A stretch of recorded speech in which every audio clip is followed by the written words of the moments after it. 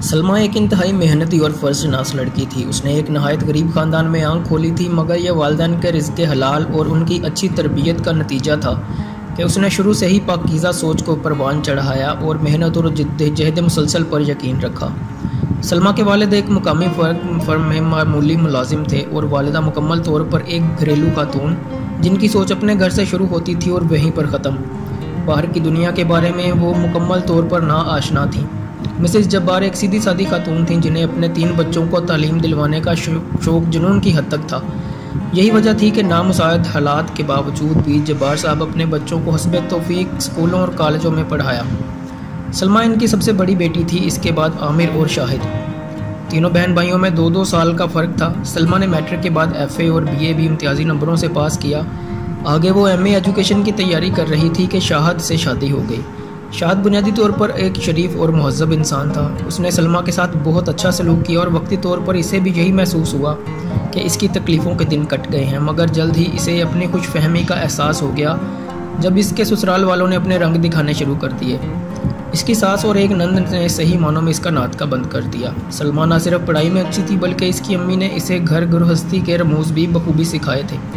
खानादारी, सिलाई कढ़ाई, सलीका गर्ज हर शोबे में वो ताक थी, मगर इसके ये असलूब सास, नंद और हत्ता के देवरों को भी कतन नज़र ना आते थे, बल्कि वो वक्तन फ़वक्तन उसे बद सलीका, जाहिल, गंवार और गरीब जैसे अलकाबात से नवाजा जाता था।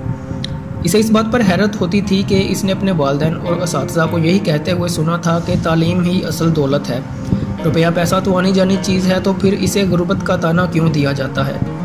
आहिस्ता आहिस्ता इसे इस बात का एहसास होना शुरू हुआ कि इस मुआशरे में ज़िंदा रहने के लिए दौलत की अहमियत भी अपनी जगह मुसल्लम है, लेकिन ये उसके वालिदैन की पाकीज़ा तरबियत और रिज़्क़ हलाल का नतीजा था कि दौलत के हसूल के लिए इसने कभी भी गलत रास्ते के बारे में नहीं सोचा था।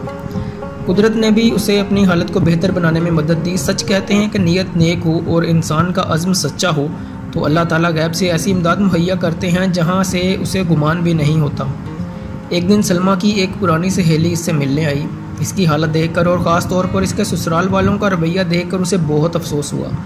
सलमा भी इस सच को ना छुपा पाई और उसने रोते हुए अपनी तमाम दास्ताने गम उसे सुना डाली।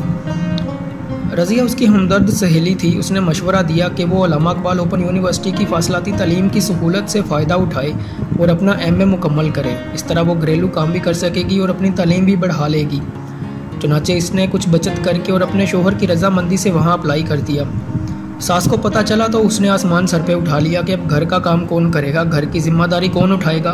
तो शाहिद ने उन्हें समझाया कि इस निज़ाम में सलमा का यूनिवर्सिटी जाना ज़रूरी नहीं, इसलिए वो घर के कामों को भी सरंजाम देती रहेगी।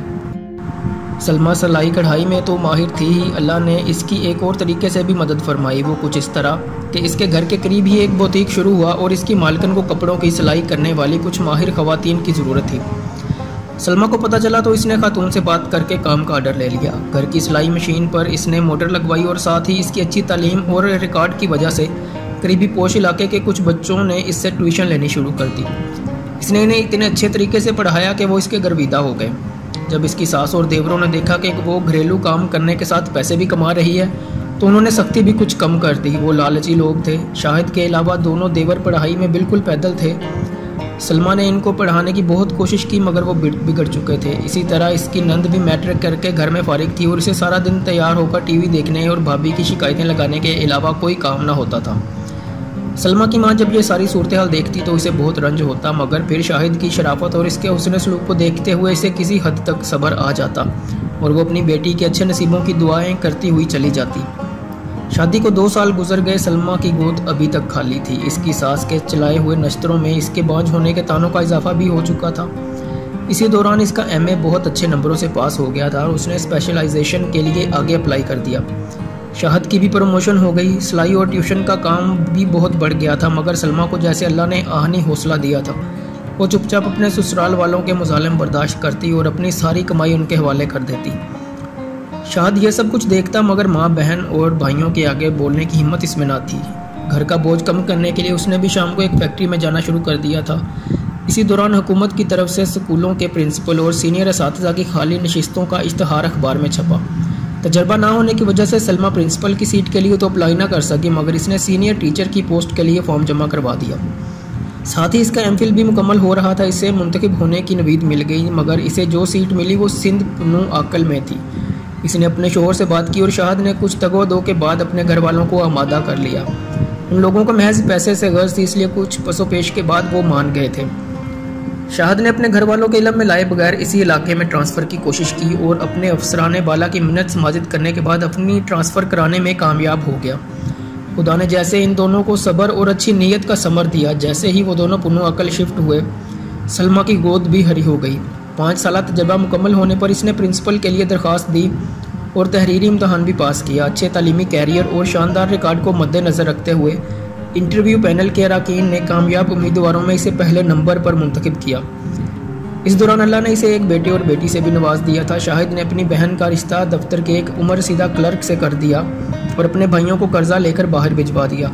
बाहर के धक्के खाने से इनकी बुरी आदतें भी कम हुई। वहाँ इनको मजदूरी करना पड़ी। अपने माँ बाप और को शाहिद ने साथ रख लिया। बेटी की शादी और 2 नकम्मे बेटों को बाहर भिजवाने की वजह से अब इसके तर्ज अमल में भी तब्दीली आ चुकी थी। सलमा और शाहद ने नेक नियती से अपने फ़राइज़ निभाए, अपने बहन भाइयों की मदद की और जहद मुसलसल से अपने हालात को संवारने की सही की, जिसका नतीजा इन्हें मुआशरे में एक बाइज़्ज़त मुकाम की शक्ल में हासिल हुआ। हमें भी चाहिए कि अगर ज़िंदगी में कोई रास्ता दुश्वार गुजार हो तो मायूसी के अंधेरों में भटकने की बजाय अपने रब से लौ लगाएं और मुस्तकिल मिजाजी से मेहनत करें। अल्लाह ताला मेहनत और अच्छी नीयत और खुलूस का सिला कभी भी रायगा नहीं जाने देता।